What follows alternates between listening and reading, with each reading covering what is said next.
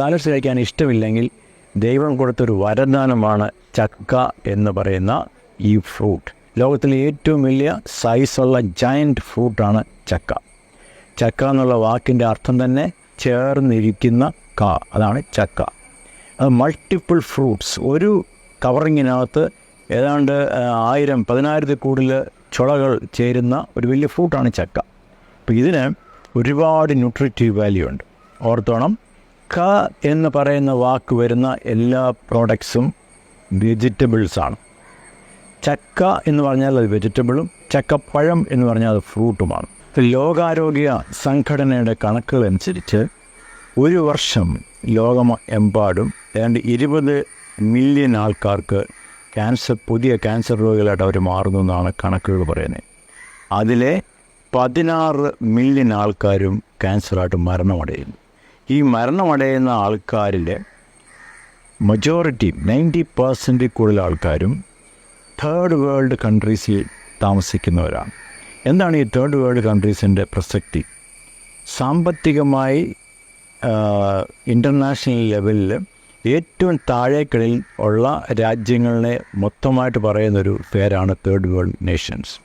ഇവിടെയുള്ള പ്രോബ്ലം സാമ്പത്തികമായ പുറയിലായതുകൊണ്ട് ക്യാൻസർ എന്ന് പറയുന്ന രോഗം അനുദിനം കൂടിക്കൊണ്ടിരിക്കുന്ന അവസ്ഥയിൽ അതിൻ്റെ റിസർച്ചുകൾ അനുദിനം 10 മടങ്ങുകളായി പുറത്തു വരുന്നൊരു സാഹചര്യത്തിൽ ഏറ്റവും മികച്ച ചികിത്സകൾ എന്ന് പറയുന്നതിനുള്ള അഫോർഡബിലിറ്റി ഈ പറയുന്ന മൂന്നാം ലോകത്തിൽ തുലവും കുറവായിരിക്കും. ഇതൊരു വിരോധാഭാസമായിട്ട് മാറും. കാരണം ഏറ്റവും കൂടുതൽ പോപ്പുലേഷൻ ഈ മൂന്നാം ലോക രാജ്യങ്ങളിലാണ്, പക്ഷെ റിസോഴ്സസ് ഏറ്റവും കൂടുതലുള്ളത് വികസിത രാജ്യങ്ങളിലാണ്. അപ്പോൾ ഈ മൂന്നാം ലോക രാജ്യങ്ങൾക്കുള്ള കരണീയമായ മാർഗം എന്താണ്? അവിടെയാണ് നമുക്ക് ക്യാൻസർ പ്രിവെൻഷൻ്റെ ഒരു റോൾ വരുന്നത്. പണമില്ലെങ്കിൽ നമ്മൾ രോഗത്തെ തടയാൻ ശ്രമിക്കണം. നമുക്ക് ഇംഗ്ലീഷിലൊരു വാചകമുണ്ടല്ലോ, prevention is better than cure. ഇത് ക്യാൻസറിനും ബാധകമാണ്. എങ്ങനെയാണ് അസുഖത്തെ പ്രിവെൻറ്റ് ചെയ്യുന്നത്? അപ്പോൾ അവിടെ നമുക്ക് ലൈഫ് സ്റ്റൈൽ എന്നൊരു വാക്ക് ഉപയോഗിച്ചേ പറ്റുള്ളൂ. ലൈഫ് സ്റ്റൈൽ എന്ന് പറഞ്ഞാൽ നമ്മൾ ജനിച്ചു കഴിഞ്ഞ ശേഷം നമ്മുടെ സാമൂഹികമായിട്ടുള്ള പരിസ്ഥിതി അനുസരിച്ച് എവിടെ താമസിക്കുന്നു, ഏത് രാജ്യത്ത് താമസിക്കുന്നു, ഏതൊക്കെ ചുറ്റുവട്ടത്താണ് നമ്മുടെ എക്സിസ്റ്റൻസ്, ആരൊക്കെയാണ് നമ്മുടെ സുഹൃത്തുക്കൾ, അവരുടെ ജീവിതചര്യകൾ എങ്ങനെയാണ്, ഇതുമായിട്ട് ചേരാൻ നമ്മൾ ശ്രമിക്കുമ്പോൾ നമ്മുടെ ലൈഫ് മെല്ലെ മെല്ലെ ചേഞ്ചായി മാറുന്നു. ഇതാണ് ലൈഫ് സ്റ്റൈൽ ചേഞ്ച് എന്ന് പറയുന്നത്. ഇപ്പോൾ ക്യാൻസറിൻ്റെ കോസസ് നമ്മൾ പറയുമ്പോൾ 80% ലൈഫ് സ്റ്റൈൽ ഡിസീസാണ് പറയുന്നത്. ബാക്കിയുള്ള ലൈഫ് സ്റ്റൈൽ ഡിസീസിനെ മൊത്തമായിട്ട് നമ്മൾ പറയുമ്പോൾ NCD എന്നാണ് പറയുന്നത്, നോൺ കമ്മ്യൂണിക്കബിൾ ഡിസീസ്. ഇപ്പോൾ ലോകാരോഗ്യ സംഘടന WHO ഒക്കെ പ്രെഡിക്റ്റ് ചെയ്യുന്നത് വരാൻ പോകുന്ന കാലഘട്ടത്തിൽ ഏറ്റവും കൂടുതൽ ആൾക്കാർ ആശുപത്രികൾ നിറയ്ക്കാൻ പോകുന്നത് നോൺ കമ്മ്യൂണിക്കബിൾ ഡിസീസ് കൊണ്ടായിരിക്കും. അല്ലാതെ കോവിഡ് വൈറസ് പോലുള്ള കാര്യമോ, അതല്ലെങ്കിൽ ഡയറിയയോ, അതല്ലെങ്കിൽ chickenpox, cancer, heart attack, diabetes related ആയിട്ടുള്ള kidney problem, kidney transplant, dialysis, പിന്നെ ക്രോണിക് റെസ്പിറേറ്ററി ഡിസീസസ്, ഇതെല്ലാം മൂന്നാം ലോക രാജ്യങ്ങളെ ഗ്രസിച്ചുകൊണ്ടിരിക്കുന്ന ഏറ്റവും വലിയ അപകടകരമായ ഒരു സാഹചര്യമാണ്. ഇപ്പോൾ ക്യാൻസറിൻ്റെ കാര്യം നമ്മൾ പറയുമ്പോൾ ഇതിനെ പ്രിവെൻറ്റ് ചെയ്യണമെങ്കിൽ അതിൻ്റെ കോസസ് എന്തൊക്കെയാണെന്ന് നമ്മൾ അറിഞ്ഞിരിക്കണം. നിരവധി കാരണങ്ങൾ കൊണ്ട് ഒരാൾക്ക് ക്യാൻസർ ഉണ്ടാവാം. അതിനെ നമ്മൾ പൊതുവായിട്ട് പറയുന്നത് കാഴ്സിനോജൻ എന്നാണ്. കാഴ്സിനോജൻ എന്ന് വെച്ചാൽ ക്യാൻസർ രോഗം ഒരാൾക്ക് കൊടുക്കാൻ കഴിവുള്ള ഏത് ഏജൻ്റാണോ അതിനെ കാഴ്സിനോജൻ. ഇത് ബാക്ടീരിയകളാവാം, ഇത് വൈറസുകളാവാം, നമ്മൾ കഴിക്കുന്ന ഭക്ഷണവും ആയിട്ടുള്ള ബന്ധമായിരിക്കാം, നമ്മുടെ ഫാറ്റ് കണ്ടൻറ്റ് അല്ലെങ്കിൽ പോളിഷ്ഡ് ആയിട്ടുള്ള ഫുഡ് സ്റ്റഫ്സ്, അതാണ് ലൈഫ് സ്റ്റൈൽ ചേഞ്ച്. നാച്ചുറൽ ഭക്ഷണത്തിൻ്റെ സ്ഥാനത്ത് പോളിഷ്ഡ് ഫുഡ് കൊണ്ട് ഉള്ള മെറ്റീരിയൽ ഉണ്ടാക്കുന്ന ഭക്ഷണം, എക്സസ് ഓഫ് ഓയിൽ, അങ്ങനെയുള്ള നിരവധി കാരണങ്ങൾ കൊണ്ട്, ആൽക്കഹോൾ, ടൊബാക്കോ, അങ്ങനെ നിരവധി കാരണങ്ങൾ കൊണ്ട് നമുക്ക് ക്യാൻസറുകൾ ഉണ്ടാവാം. എന്നാൽ ഇന്ന് ഏറ്റവും കൂടുതൽ പ്രാധാന്യം കൊടുക്കുന്നത് ഫുഡും ക്യാൻസറും തമ്മിലുള്ള ബന്ധത്തിനെയാണ്. അതായത് ഏതാണ്ട് 60% ക്യാൻസറുകളുടെയും പുറകിൽ ഭക്ഷണം ഒരു വില്ലനായി മാറുന്നു എന്നുള്ളതാണ് സത്യം. എങ്ങനെയാണ് ഭക്ഷണം വില്ലനായിട്ട് മാറുന്നത്? എപ്പോൾ കഴിക്കണം, എന്ത് കഴിക്കണം, ഏത് രീതിയിൽ കഴിക്കണം, ഏത് രീതിയിലുള്ള റോ മെറ്റീരിയൽ ആയിരിക്കണം നമ്മുടെ ഭക്ഷണത്തിൻ്റെ ഭാഗമാവേണ്ടത്. അപ്പോൾ ഇതെല്ലാം പ്രാധാന്യം അറിയിക്കുന്ന കാര്യങ്ങളാണ്. മനുഷ്യന് ദൈവം പല അവയവങ്ങൾ കൊടുത്തിട്ടുണ്ട്. അതിൽ ഏറ്റവും പ്രധാനം നമുക്കറിയാം ഭക്ഷണം എന്ന് പറയുന്നത് മനുഷ്യൻ്റെ ഒരു വീക്ക്നെസ്സാണ്. ഏറ്റവും ടേസ്റ്റുള്ള ഭക്ഷണം, ഏറ്റവും എരിവ് പുളിവൊക്കെ ഉള്ള ഭക്ഷണം, അതിൽ ഏറ്റവും മധുരമുള്ള ഭക്ഷണം, ഏറ്റവും എനർജി ഡെൻസായിട്ടുള്ള ഭക്ഷണം, ഏറ്റവും ഓയിലി ഭക്ഷണം, ഏറ്റവും കൂടുതൽ ബേൺഡ് ആയിട്ടുള്ള ഭക്ഷണം, ഇതൊക്കെയാണ് മനുഷ്യന് ഹരം കൊടുക്കുന്നത്. പക്ഷേ ഭക്ഷണം കഴിക്കുന്ന നമ്മളെല്ലാവരും ഒരു പക്ഷേ കഴുത്തിന് താഴെ ഈ ഭക്ഷണം എത്തിക്കഴിഞ്ഞാൽ ഈ ടേസ്റ്റുള്ള ഈ ഭക്ഷണത്തിന് എന്ത് സംഭവിക്കുന്നു എന്ന് നമുക്കറിയില്ല, അല്ലെങ്കിൽ സാധാരണ ജനങ്ങൾക്ക് അറിയില്ല. ഇത് നമ്മുടെ അന്നനാളത്തിൽ കൂടെ കടന്നു പോയിട്ട് ആമാശയം, ചെറിയ കുടൽ, അത് കഴിഞ്ഞ് പാൻക്രിയാറ്റിക് ജ്യൂസ്, ലിവറിൽ നിന്ന് വരുന്ന ബൈൽ, ഇതെല്ലാം കൂടെ മിക്സായി പല പല ഡൈജസ്റ്റീവ് എൻസൈംസ് ഉള്ള ഭക്ഷണമെല്ലാം കൂടെ അവസാനം ലാർജ് ഇൻറ്റസ്റ്റൈൻ. ഈ ലാർജ് ഇൻറ്റസ്റ്റൈൻ എന്ന് പറയുന്നത് നമ്മുടെ അബ്സോർപ്റ്റീവ് ഏരിയയാണ്. വെള്ളത്തിനെ വലിച്ചെടുക്കുന്നു, ന്യൂട്രീഷനെ എല്ലാം വലിച്ചെടുക്കുന്ന ഒരു സ്ഥലമാണ് ലാർജ് ഇൻറ്റസ്റ്റൈൻ. അത് അസെൻഡിങ് കോളൻ മുതൽ ട്രാൻസ്വേഴ്സ് കോളൻ മുതൽ descending colon, rectum, anal region, ഇത്രയും വരുന്നതാണ് കോളൻ എന്ന് പറയുന്ന ഭാഗത്തിൻ്റെ പ്രത്യേകത. ഇവിടെ ദൈവം അല്ലെങ്കിൽ സൃഷ്ടാവ് മനുഷ്യർക്ക് പ്രത്യേകതരം ബാക്ടീരിയയെ കൊടുത്തിട്ടുണ്ട്. ഇതിൻ്റെ പേരാണ് ഗട്ട് മൈക്രോബ്. അതായത് ഒരാൾ ഹെൽത്തി ആയിട്ടിരിക്കണമെങ്കിൽ ഇൻറ്റസ്റ്റൈനിലെ ഗട്ട് മൈക്രോബ് നോർമലായിട്ടുണ്ടായിരിക്കണം. അപ്പോൾ നമുക്കറിയാം ഈ ഗട്ട് മൈക്രോബ്സ് എന്തെങ്കിലും ഒരു ജോലി ഉണ്ടാവും. ഇത് ഹാർട്ട് അറ്റാക്കിനെ പ്രിവെൻറ്റ് ചെയ്യുന്നു, ക്യാൻസറിനെ പ്രിവെൻറ്റ് ചെയ്യുന്നു, കൊളസ്ട്രോൾ ഡെപ്പോസിഷനെ പ്രിവെൻറ്റ് ചെയ്യുന്നു, ഫാറ്റി ലിവറിനെ പ്രിവെൻറ്റ് ചെയ്യുന്നു. അങ്ങനെ നിരവധി പല പല എൻസൈംസ് നമുക്ക് ഫേവറബിളായിട്ട് ഉണ്ടാക്കി തരുന്നത്. അങ്ങനെ പല ജോലികൾ ചെയ്യുന്ന മൊത്തം ഒരു ഗ്രൂപ്പാണ് ഈ ഗട്ട് മൈക്രോബ്. അത് ഹെൽത്തി മൈക്രോബ്സ് ഉണ്ട്, അൺഹെൽത്തി മൈക്രോബ്സ് ഉണ്ട്. നമ്മുടെ ഭക്ഷണം നമ്മുടെ ഇന്ധനമാണ്, നമുക്ക് കഴിച്ചേ പറ്റുള്ളൂ. അപ്പോൾ നമുക്ക് ഏറ്റവും ന്യൂട്രീഷ്യസ് ആയിട്ടുള്ള ഭക്ഷണം എന്ന് പറയുന്നത് food is different, diet is different. നമുക്ക് ആരോഗ്യമുള്ള ഭക്ഷണം കഴിക്കുന്നതിന് ഡയറ്റ് എന്നാണ് പറയുന്നത്. ഇത് നമ്മുടെ ഈ ഗട്ട് മൈക്രോബ്സിനെ ഫേവർ ചെയ്യുന്ന ഒരു സംഗതിയാണ്. നല്ല ബാക്ടീരിയ അവിടെ ഉണ്ടാവും. നല്ല ബാക്ടീരിയ ഉണ്ടായിക്കഴിഞ്ഞാൽ നമ്മുടെ ഫാറ്റി ലിവർ കുറയും, അതുപോലെയുള്ള പല ഗുണങ്ങളും നമുക്കുണ്ടാവും, പല അസുഖങ്ങളെയും നമുക്ക് പ്രിവെൻറ്റ് ചെയ്യാൻ സാധിക്കും. ഇമ്മ്യൂണിറ്റി, ഇതെല്ലാം അതിനെ ബന്ധപ്പെട്ടിരിക്കും. രണ്ടാമത്തെ ഏറ്റവും പ്രധാനപ്പെട്ട കാര്യം, ഈ ഗട്ട് മൈക്രോബിനെ നോർമലായിട്ട് ഇരുത്തണമെങ്കിൽ ഇത് ജീവിക്കുന്നത് സെല്ലുലോസ് എന്ന് പറയുന്ന പ്ലാന്റ് ബേസ്ഡ് പ്രോഡക്റ്റിൻ്റെ ബേസിലാണ്. ഈ സെല്ലുലോസ് എവിടെ നിന്ന് വരും? സെല്ലുലോസ് എപ്പോഴും പ്ലാന്റ്സ്, ഞാൻ പറഞ്ഞു പ്ലാന്റ് ബേസ്ഡാണ്. അതിന് നമുക്ക് വേവിക്കാത്ത ഭക്ഷണം കഴിക്കാൻ പ്രയാസമായിരിക്കും. പക്ഷേ ചില സംഗതികൾ നമ്മൾ വേവിക്കാതെ കഴിക്കുമ്പോൾ, അതായത് സാലഡുകൾ കഴിക്കുമ്പോൾ ഇൻറ്റസ്റ്റൈനിലുള്ള ഗട്ട് മൈക്രോബിൻ്റെ ഗ്രോത്തിനെ പ്രൊമോട്ട് ചെയ്യുന്നു. അപ്പം ഹെൽത്തി സാലഡ്സ്, ഗ്രീൻ സാലഡ്സ്, ഇതൊക്കെ ഭയങ്കര ന്യൂട്രീഷ്യസ് സംഗതികളാണ്. പക്ഷേ പൊതുവെ ആൾക്കാർക്ക് ഇഷ്ടമില്ല. പ്രത്യേകിച്ച് മലയാളികൾക്ക് സാലഡ്സ് കഴിക്കുന്നവരുടെ എണ്ണം ഒരു 2% പോലും കാണുമെന്ന് എനിക്ക് തോന്നുന്നില്ല. അടുത്ത വിഷയം, ഈ ഗട്ട് മൈക്രോബിനെ ഫേവർ ചെയ്യാൻ, ഈ സാലഡ്സ് കഴിക്കാൻ ഇഷ്ടമില്ലെങ്കിൽ ദൈവം കൊടുത്തൊരു വരദാനമാണ് ചക്ക എന്ന് പറയുന്ന ഈ ഫ്രൂട്ട്. ലോകത്തിലെ ഏറ്റവും വലിയ സൈസുള്ള ജയൻറ്റ് ഫ്രൂട്ടാണ് ചക്ക. ചക്ക എന്നുള്ള വാക്കിൻ്റെ അർത്ഥം തന്നെ ചേർന്നിരിക്കുന്ന അതാണ് ചക്ക. അത് മൾട്ടിപ്പിൾ ഫ്രൂട്ട്സ്, ഒരു കവറിങ്ങിനകത്ത് ഏതാണ്ട് 1000-10,000 കൂടുതൽ ചുളകൾ ചേരുന്ന ഒരു വലിയ ഫ്രൂട്ടാണ് ചക്ക. അപ്പോൾ ഇതിന് ഒരുപാട് ന്യൂട്രിറ്റീവ് വാല്യൂ ഉണ്ട്. ഓർത്തോണം, ക എന്ന് പറയുന്ന വാക്ക് വരുന്ന എല്ലാ പ്രോഡക്ട്സും വെജിറ്റബിൾസാണ്. ചക്ക എന്ന് പറഞ്ഞാൽ അത് വെജിറ്റബിളും, ചക്കപ്പഴം എന്ന് പറഞ്ഞാൽ അത് ഫ്രൂട്ടുമാണ്. അതുപോലെ എന്ത് കാ വന്നാലും ഭൂമിക്ക് മുകളിലുണ്ടാകുന്ന വെജിറ്റബിൾസിൻ്റെ പേരാണ് കാ. പാവയ്ക്ക, വെണ്ടയ്ക്ക, എന്ത് വേണം വെച്ചോ കാ. ഭൂമിക്കടിയിലുണ്ടാകുന്നതൊക്കെ ട്യൂബേഴ്സാണ്. അത് വേറൊരു നേച്ചറാണ് അതിൻ്റെ. മനുഷ്യന് ഏറ്റവും ആവശ്യം വെജിറ്റബിൾസാണ്. അപ്പോൾ ഇതിന് ചക്കയ്ക്ക് എന്താണ് ഉള്ള പ്രത്യേകത? നമുക്കറിയാം, ഒരു കാലത്ത് നമ്മൾ ചക്ക എന്ന് പറഞ്ഞിട്ട് നമ്മുടെ തൊടികളിലൊക്കെ ഉണ്ടായിരുന്ന നല്ല പ്ലാവുകളൊക്കെ വെട്ടിക്കളഞ്ഞിട്ട് ആ സ്ഥാനത്ത് രമ്യഹർമ്മ്യങ്ങളൊക്കെ ഉണ്ടാക്കി പറമ്പിലുള്ള എല്ലാ പ്ലാവുകളിലും വെട്ടിക്കളഞ്ഞ് ആർക്കും ചക്ക എടുക്കാൻ സമയമില്ല, അതെല്ലാം അരക്കൊണ്ട് പ്രശ്നമുണ്ട്, ആർക്കും ഇഷ്ടമില്ല എന്ന് പറഞ്ഞ് മാറ്റിക്കളഞ്ഞിട്ട് അവിടെ റബ്ബർ വെച്ച ആൾക്കാരാണ് സെൻട്രൽ ട്രാവൻകൂറിലെ മലയാളികളെങ്കിൽ. ഇപ്പോഴും തിരിച്ച് ഈ റബ്ബർ വെട്ടിയിട്ട് അവിടെ പ്ലാവ് വെക്കുന്ന രീതിയിലോട്ട് ഇതിൻ്റെ മൊത്തമായിട്ടുള്ള ചേഞ്ചസ് വന്നു കഴിഞ്ഞു. അപ്പോൾ ഇതിൻ്റെ മീനിങ് എന്താണ്? ആൾക്കാർക്ക് പതിയെ റിയലൈസേഷൻ വന്നു കഴിഞ്ഞു, ഇവിടെ നമുക്ക് ഹെൽത്തി ആയിട്ടുള്ള ഒരു സോഴ്സാണ് ചക്ക. ഇനിയും ചക്ക നമുക്ക് എല്ലാ ദിവസവും കിട്ടുന്നവരില്ല, അത് പഴുത്തു പോകും. അപ്പോൾ ആ സ്ഥാനത്ത് നമുക്ക് റോ ആയിട്ടുള്ള ചക്ക ആണ് ചക്കപ്പൊടി എന്ന് പറയുന്ന സംഗതി. ഈ ചക്കപ്പൊടിക്കുള്ള വാല്യൂ അത് റിച്ച് ഇൻ സെല്ലുലോസ് അല്ലെങ്കിൽ റിച്ച് ഇൻ പെക്റ്റിൻ. പെക്റ്റിൻ എന്ന് പറയുന്ന ഒരു ഏജൻറ്റ് എപ്പോഴും ഈ ഗട്ട് മൈക്രോബിനെ ഫേവർ ചെയ്യുന്നു. 2, ഇൻറ്റസ്റ്റൈനിലൊരു കോട്ടിങ് ഉണ്ടാക്കി തരുന്നു. ഈ കോട്ടിങ് നമുക്ക് പ്രൊട്ടക്റ്റീവാണ്. ഇത് അടുത്ത ഏറ്റവും ഇമ്പോർട്ടൻറ്റ് വിഷയം, ഇത് absorption of carbohydrates, absorption of fat, ഇതിനൊക്കെ പ്രിവെൻറ്റ് ചെയ്യുന്ന ഒരു സാധനമാണ് ഈ പെക്റ്റിൻ. അതുപോലെ ചക്കപ്പൊടിക്കകത്ത് അല്ലെങ്കിൽ ചക്കയ്ക്കകത്ത് ജക്കാലിൻ എന്ന് പറയുന്ന ക്യാൻസർ പ്രിവെൻറ്റിങ് ഏജൻറ്റ് ഏതാണ്ട് 14ഓളം അമിനോ ആസിഡ്സ് ഉണ്ട് ന്യൂട്രീഷ്യസ്. എൻ്റെ ചക്ക ഒരിക്കലും ചക്കച്ചുള എന്ന് പറയുന്നത് ചക്കയുമായിട്ട് വ്യത്യാസമുള്ള കാര്യമാണ്. ചക്ക എന്ന് പറയുമ്പോൾ അതിൻ്റെ കവറിങ്, അതിലാണ് ഏറ്റവും കൂടുതൽ ന്യൂട്രീഷനുള്ളത്.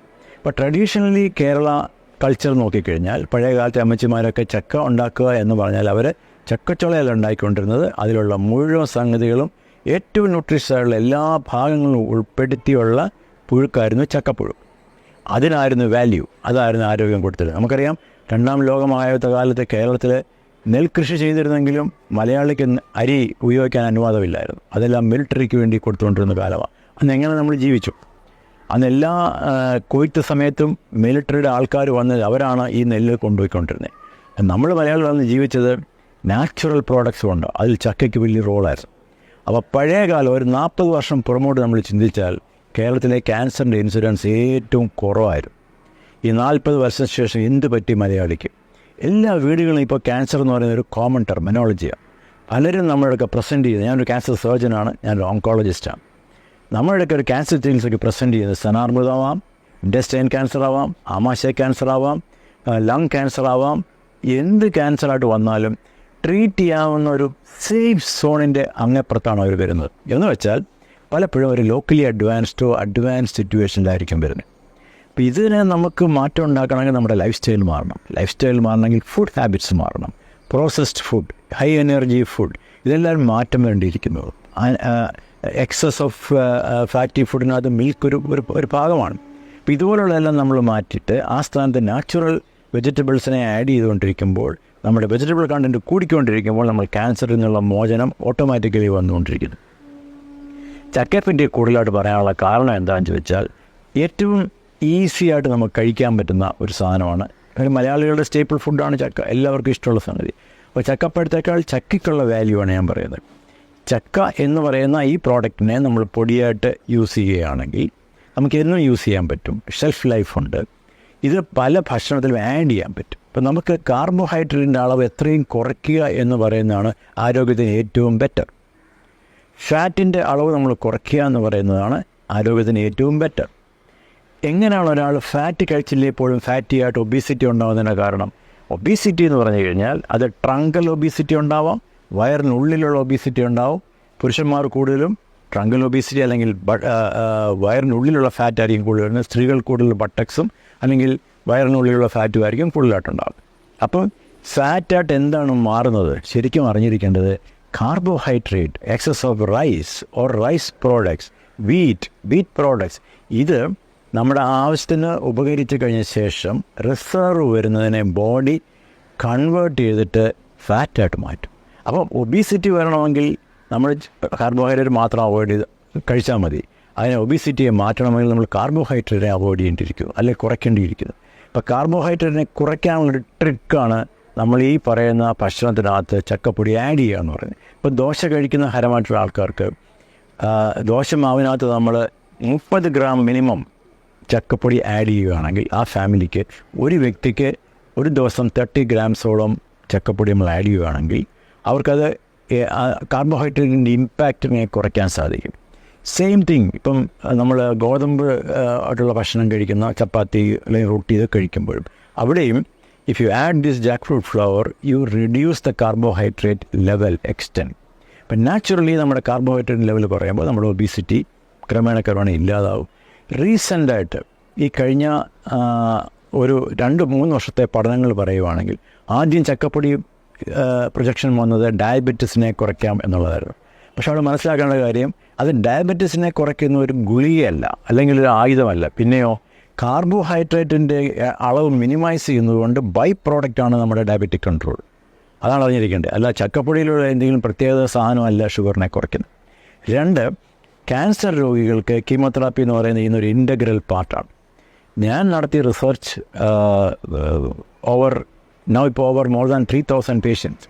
റിസർച്ച് പറയുന്നത് കീമോതെറാപ്പി എടുക്കുന്ന പേഷ്യൻസ് ഒരു ദിവസം 30 ഗ്രാം ചക്കപ്പൊടി കഴിക്കുകയാണെങ്കിൽ, രാവിലെ ഉച്ചയ്ക്കുമായിട്ട് കഴിക്കാം, 2 നേരം കഴിക്കാം, 1 നേരം കഴിക്കാം, അവരുടെ ഇഷ്ടം, കഴിക്കുകയാണെങ്കിൽ അത് ഈ രീതിയിൽ കഴിക്കാം. ദോശയിലിടാം, പുട്ടിലിടാം, ഉപ്പുമാവിലിടാം, ഏത് പ്രോഡക്റ്റിലും ചക്കപ്പൊടി ആഡ് ചെയ്യാൻ പറ്റും. അങ്ങനെ തന്നെ മോരിനകത്ത് കുടിക്കുന്ന ഒരുപാട് പേരുണ്ട്. അത് വലിയ ഗുണമുള്ളതെന്ന് വെച്ചാൽ ലാക്ടോബാസിലസ്, മോരിലുള്ള ലാക്ടോബാസിലസ് നമ്മുടെ ഇൻറ്റസ്റ്റൈനിലുള്ള ഗട്ട് മൈക്രോബിനെ ഫേവർ ചെയ്യുന്ന സംഗതി. അപ്പോൾ അങ്ങനെ നമ്മൾ എടുക്കുകയാണെങ്കിൽ സംഭവിക്കുന്നത് കീമോതെറാപ്പി കഴിഞ്ഞിട്ടുള്ള ബ്ലഡ് കൗണ്ട് ഡ്രോപ്പ്, അത് വലിയൊരു സൈഡ് ഇഫക്റ്റാണ്. ബ്ലഡ് കൗണ്ട് കുറഞ്ഞു കഴിഞ്ഞാൽ പേഷ്യൻസിന് പിന്നെ കീമോ എടുക്കാൻ പ്രയാസമാണ്. വായിക്കകം പൊട്ടും, ചോര വരും, പിന്നെ അൾസേഴ്സ് ഉണ്ടാവും, അവർ ബെഡ് ഇടാൻ മാറും, റെസ്പിറേറ്ററി ഇൻഫെക്ഷൻ വരും, പിന്നെ അവർ ICU കൊണ്ടുകൊണ്ട് വരും. അങ്ങനെ നിരവധി പ്രശ്നങ്ങളിൽ കൂടെ പോകുന്ന ഒരു സാഹചര്യം വരും. എന്നാൽ ഈ 30 grams of simple Jack fruit flower അത് കീമോതെറാപ്പി ടോക്സിസിറ്റിയെ പ്രിവെൻറ്റ് ചെയ്യും. അത് വലിയൊരു ഒരു റെവലേഷനായിരുന്നു ശാസ്ത്ര ലോകത്തിന്. ഇപ്പോൾ നിലവിൽ മൈസൂർ JSS മെഡിക്കൽ കോളേജിലെ റിസർച്ച് വിങ്ങിൻ്റെ കെയർ ഓഫിൽ ഞങ്ങൾ നടത്തിയ പഠനങ്ങൾ കാണിക്കുന്നത് ചക്കപ്പൊടി റുട്ടീനായിട്ട് കഴിക്കുന്ന, അല്ലെങ്കിൽ നമ്മൾ നടത്തിയ ലാബ് ടെസ്റ്റുകൾ കാണിക്കുന്നത്, ഏതൊക്കെ ഗിനി പിഗ്സിന് നമ്മൾ ഈ ടെസ്റ്റ് നടത്തിയിട്ടുണ്ടോ ചക്കപ്പൊടി ആഡ് ചെയ്തിട്ടുള്ള ഭക്ഷണം കൊടുക്കുമ്പോൾ അവരുടെ ബോഡിയിലെ ലിവറിലുള്ള ഫാറ്റി ലിവർ ഡിസപ്പിയർ ചെയ്യുന്നതായിട്ട് കാണും. അതൊരു വലിയൊരു റെവലേഷനാണ്. എന്ന് വെച്ചാൽ ഇത് ഇൻറ്റസ്റ്റൈനൽ അബ്സോർപ്ഷൻ മുതൽ ഇതിൻ്റെ മെറ്റബോളിസം മുതൽ, കാര്യം ചക്കപ്പൊടിക്ക് അത് 2 തരത്തിലുള്ള ഫൈബർ ഉണ്ടാവും. അറിഞ്ഞിരിക്കണം, നമ്മൾ കഴിക്കുന്ന ഭക്ഷണത്തിലെ സൊല്യൂബിൾ ഫൈബറും ഇൻസൊല്യൂബിൾ ഫൈബറുമുണ്ട്. വെജിറ്റബിൾസിൽ കൂടുതൽ കാണുന്ന ഇൻസൊല്യൂബിൾ ഫൈബറാണ്. ഇൻസൊല്യൂബിൾ ഫൈബർ ഒരു ബ്ലെസ്സിങ് ആണ്. കാരണം നമ്മൾ ഭക്ഷണം കഴിച്ചിട്ട് ഇറച്ചി, മീനോ എന്തോ ആയിക്കോട്ടെ, ബൈ പ്രോഡക്ട്സ് ഒരുപാടുണ്ടാവും. ഇപ്പോൾ ഇറച്ചി മാത്രം കഴിക്കുന്ന ആൾക്കാർക്ക് ഇൻറ്റസ്റ്റൈനിലെ ഡൈജഷൻ കഴിയുമ്പോൾ നൈട്രസമീൻസ് എന്ന് പറയുന്ന ഒരു ടോക്സിക് മെറ്റീരിയൽ ഉണ്ടായി വരും. ഈ ടോക്സിക് മെറ്റീരിയലിനെ ബോഡിയിൽ നിന്ന് പുറത്ത് പോകണം. അപ്പം നോൺ വെജ് മാത്രം കഴിക്കുന്ന ആൾക്കാർക്ക് ഒരിക്കലും ബോഡിയിൽ നിന്ന് എലിമിനേറ്റ് ചെയ്യാൻ കഴിയില്ല. അപ്പോൾ എന്ത് പറ്റും, ഈ നൈട്രസമീൻസ് ലിവറിൽ പോയിട്ട് തിരിച്ച് വീണ്ടും ഇൻറ്റസ്റ്റൈനിൽ വന്നിട്ട് പിന്നെ വീണ്ടും ലിവറിൽ പോയി, ഇങ്ങനൊരു സൈക്കിൾ മെക്കാനിസം അവിടെ സംഭവിക്കും. എന്നാൽ നമ്മുടെ വെജിറ്റബിൾസിലുള്ള ഇൻസൊല്യൂബിൾ ഫൈബറുകൾ ഈ പറഞ്ഞ മുഴുവൻ വേസ്റ്റിനെ ഒരു കംപ്ലീറ്റ് ബോൾ രീതിയിലാക്കി മാറ്റിയിട്ട് അബ്സോർബ് ചെയ്യാൻ സമ്മതിക്കാതെ പുറത്തേക്ക് തട്ടിക്കളയും. അപ്പോൾ നമ്മുടെ സ്റ്റൂൾ ഹാബിറ്റ് നന്നായിരിക്കും, കോൺസ്റ്റിപ്പേഷൻ പോകും, ഈ വേസ്റ്റ് മുഴുവൻ എത്രയും പെട്ടെന്ന് ബോഡിയിൽ നിന്ന് പുറത്തു പോകും. സൊല്യൂബിൾ ഫൈബർ ഈ ചക്കപ്പൊടിയിലും അതുപോലെ എല്ലാ വെജിറ്റബിൾസിലും ഉള്ള, കൂടുതൽ ചക്കപ്പൊടിയൊക്കെയാണ് ഉള്ള സൊല്യൂബിൾ ഫൈബർ എന്ത് ചെയ്യും, അത് ശരിക്കും നമ്മുടെ വീടുകളിൽ ഉപയോഗിക്കുന്ന ചൂലിൻ്റെ മെക്കാനിസം. ഇത് ഇൻറ്റസ്റ്റൈനിൽ നിന്ന് ലിവറിലെത്തിയിട്ട് ലിവറിലുള്ള കംപ്ലീറ്റ് വേസ്റ്റിനെയും ഒരു ചൂല് പുറത്തോട്ട് നമ്മൾ തട്ടിക്കളയുന്ന പോലെ കംപ്ലീറ്റ് വേസ്റ്റിനെയും എടുത്ത് പുറത്ത് കൊണ്ട് കളഞ്ഞിട്ട് ബോഡിയെ ക്ലീനാക്കി തരും. അപ്പോൾ നമ്മുടെ ഫാറ്റി ലിവർ കുറയുന്നതിൻ്റെ ഒരു മെയിൻ മെക്കാനിസം അവിടെ സംഭവിക്കുകയാണ്, സൊല്യൂബിൾ ഫൈബർ. ഇതുപോലെ തന്നെ അടുത്ത റിസർച്ച് ഞങ്ങൾ ചെയ്ത് പബ്ലിക്കേഷൻ ഓൾറെഡി പേപ്പർ അക്സെപ്റ്റ് ചെയ്ത് കഴിഞ്ഞു. ക്യാൻസർ ഓഫ് ലിവർ, ഒരാൾക്ക് ഇൻറ്റസ്റ്റൈനൽ ഫാറ്റി ലിവർ വന്നു കഴിഞ്ഞാൽ എന്താണ് പ്രശ്നം? ഓരോരുത്തരുടെയും ജനിതകമായ വ്യത്യാസങ്ങളനുസരിച്ച് ഈ ഫാറ്റി ലിവർ പ്രോഗ്രസ് ചെയ്തിട്ട് സിറോസിസ് എന്ന് പറഞ്ഞ കണ്ടീഷനാവും. എന്ന് വെച്ചാൽ മനസ്സിലാക്കിക്കോണം, മദ്യപിക്കുന്നവർക്ക് സിറോസിസ് ഉണ്ടാവും, അതെല്ലാവർക്കും അറിയാവുന്ന കാര്യമാണ്. നോൺ ആൽക്കഹോളിക് സിറോസിസ്, അത് വലിയൊരു പുതിയ റെവലേഷനാണ്. മദ്യപിക്കാത്തവർക്ക് ലിവറിൽ സിറോസിസ് ഉണ്ടാവും. അപ്പോൾ അങ്ങനെ വരുന്നത് നമ്മുടെ ഈ ഫാറ്റി ലിവറിൻ്റെ പ്രോഗ്രഷനാണ്. അങ്ങനെ സിറോസിസ് വന്നു കഴിഞ്ഞാൽ അടുത്ത സ്റ്റേജ് എന്ന് പറയുന്നത് ലിവർ ക്യാൻസറാണ്. അതിന് മാറ്റമൊന്നുമില്ല. അപ്പോൾ എങ്ങനെ നമുക്ക് ഈ പ്രോസസ്സ് റിവേഴ്സ് ചെയ്യാൻ സാധിക്കും? ഞാൻ ആദ്യം സൂചിപ്പിച്ചിരുന്നു, പണമില്ലെങ്കിൽ, ലിവർ ട്രാൻസ്പ്ലാന്റ് ചെയ്യാനുള്ള സാമ്പത്തികമില്ലെങ്കിൽ എന്തുകൊണ്ട് തന്നെ പ്രിവെൻറ്റ് ചെയ്തുകൂടാ. അപ്പോൾ നമ്മുടെ ഡയറ്ററി ചേഞ്ചസ് ഉണ്ടാകുമ്പോൾ പഠനം ഞങ്ങൾക്ക് പറഞ്ഞു തരുന്നത് ജാക്ക് ഫ്രൂട്ട് ഫ്ലവർ, ചക്കപ്പൊടി എന്ന് പറയുന്ന ഈ പൊടി കൊടുത്തിട്ടുള്ള മൈസിനകത്ത്, ആ മൈസിനകത്ത് അവരുടെ ലിവറിലുള്ള ക്യാൻസറിൻ്റെ സൈസ് 5 സെൻറ്റിമീറ്റർ ഉണ്ടായിരുന്ന ക്യാൻസർ 1 സെൻറ്റിമീറ്ററായിട്ട് കുറഞ്ഞു within A span of 1 month. ഇതൊരു വലിയൊരു റെവലേഷനാണ്. ഇനി ഇതിന് വേണമെങ്കിൽ ഒരുപാട് റിസർച്ചുകൾ വരാൻ പോവുകയാണ്. അപ്പോൾ ഇത്രയും നാച്ചുറലി അവൈലബിൾ ആയിട്ടുള്ള ഒരു ഫ്രൂട്ട്, അതിൻ്റെ റോ ഫോമിന് ഇത്രയും മനുഷ്യൻ്റെ ശരീരത്തിൽ പ്രയോജനം ചെയ്യാൻ സാധിക്കും. So that's a big important thing of prevention of cancer. ഇതേ മെക്കാനിസം. ക്യാൻസറിന് പ്രിവെൻഷന് വേണ്ടി എന്തെല്ലാം ടൂൾസ് നമ്മൾ പറയുന്നുണ്ടോ ഇതെല്ലാം ഹാർട്ട് അറ്റാക്കിന് ആക്സെപ്റ്റബിളാണ്. അതായത് ഈ പറഞ്ഞ എല്ലാ പുകവലി ഹാർട്ട് അറ്റാക്ക് ഉണ്ടാക്കാം, ആൽക്കഹോൾ ഹാർട്ട് അറ്റാക്കിന് പ്രശ്നം ഉണ്ടാവാം, ജനറ്റിക് ചേഞ്ചസ് ഹാർട്ട് അറ്റാക്കിനെ ഉണ്ടാക്കാം. ജനറ്റിക് ചേഞ്ചസ് ആണ് ഇന്ന് ഹാർട്ട് അറ്റാക്കിൻ്റെ ഒരു പ്രധാന കാരണമെന്നാണ് ഇന്ന് എല്ലാ പഠനങ്ങളും കാണിക്കുന്നത്. പക്ഷേ ജനറ്റിക് ചേഞ്ചസ് കൊണ്ട് മാത്രമല്ല, നമുക്ക് nature and nurture, Aldous Huxley പറഞ്ഞിട്ടുണ്ട്, nature and nurture creates great impact in the society and the personality. എന്ന് വെച്ചാൽ നമ്മൾ പരമ്പരാഗതമായി നമ്മുടെ ബോഡിയിലുള്ള പല ജനിതകമായ വ്യത്യാസങ്ങളുള്ള ഒരു ഫെർട്ടൈൽ ലാൻഡ് ഉണ്ടെങ്കിൽ കാഴ്സനോജന് വർക്ക് ചെയ്യാൻ പറ്റുള്ളൂ. അതുകൊണ്ടാണ് പുകവലിക്കുന്ന എല്ലാവർക്കും ഒരിക്കലും ക്യാൻസർ വരില്ല, മദ്യപിക്കുന്ന എല്ലാവർക്കും ഒന്നും ലിവർ ക്യാൻസറോ സിറോസിസോ വരില്ല. കാരണം അവരുടെ ജനിതകമായ വ്യത്യാസങ്ങൾ കൊണ്ടാണത് സംഭവിക്കുന്നത്. പക്ഷേ ഏജൻറ്റ് അവിടെ എക്സിസ്റ്റ് ചെയ്യുന്നുണ്ട്.